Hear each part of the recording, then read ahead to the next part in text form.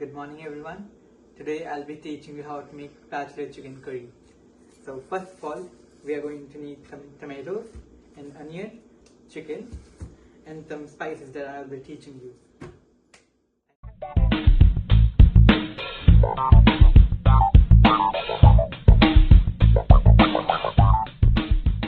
Okay, so first of all, we are going to wash our chicken. I'm going to use 2 chicken thighs, and first I'm going to clean it and then I'm going to marinate it. Okay, so now we are going to marinate our chicken with the masalas. Okay, so first of all, we are going to add 1/4 of garam masala, 1/4 of turmeric, about a tablespoon of red chili powder, and 1/4 of coriander powder, and some oil, of course, and salt as well. Okay, so now for the main part, we are going to take 1 onion and 2 small tomatoes. You can also take 1 single tomato for, if you want to make the gravy.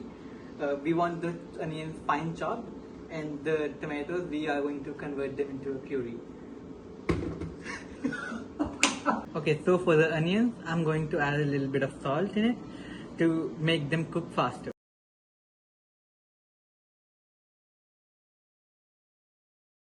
Okay, so now before we begin, I want to teach you guys about curry masalas or digit spices. So over here we've got cloves, cardamom, cinnamon, and bay leaf. So now in a pan, I'm going to add about 2 spoons of oil, cooking oil, and 1 spoon of ghee, which is also called clarified butter. Okay, so now our oil is heated up. We are going to add our spices in, and we are going to kick them a little bit. So now our spices are a little bit cooked. We've kept them at a 7, and now I'm going to add our onions in.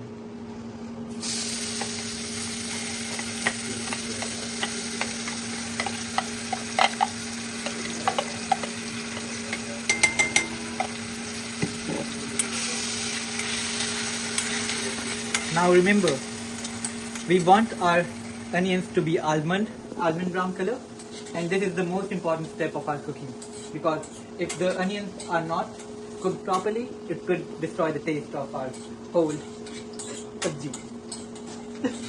So now our onions are cooked, and now I'm going to add more spices in it. So I'm going to add 1 spoon of coriander powder.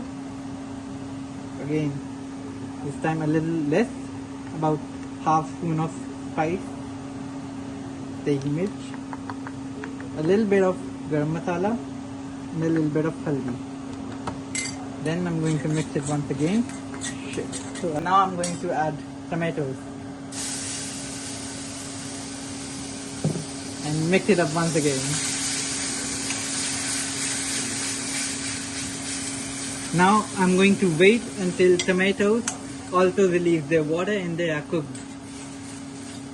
Okay, so now our tomato is cooked. Now we are going to add a little bit of water and our chicken thighs in here. So now we've added chicken, and I'm just going to add a little bit of water. We don't want to put all of the water in right now, so I'm just going to add a little bit of water. And then once our chicken is a little bit cooked, then I'm going to add more water. Remember, the key signature of when our tomatoes are cooked is that it will give off the smell of our coriander powder that we've added first. And then once it will release some oil, then you'll know that your tomatoes are cooked. Now I'm going to cover it up with a lid. Okay, so now our chicken is partially cooked, and we are going to test it out with a knife. So you want the tip of your knife, and you are going to just put it inside. Now you will feel a little bit of resistance on the skin, and that is what we want. We don't want the chicken cooked throughout here. And once we know that, I'm going to add water in it, and then I'm going to cover it up. So this is my desired water, and I will keep it now on high flame so that it can boil out. And during this step, I will cover the pot Okay, so for the main reason why I have kept it on a high flame is because it will cook the chicken throughout, and over time it will release the oil from the dish. So that is our main concern. Okay, so now 10 minutes have passed. Now I'm going to open the lid and turn the gas to low. Okay, so now as you can see, it has released its oil. So now we are going to add some dried fenugreek leaves. It's important to crush them up a little bit, and we are just going to sprinkle it up, and then we are going to mix it up. And it is good to go now.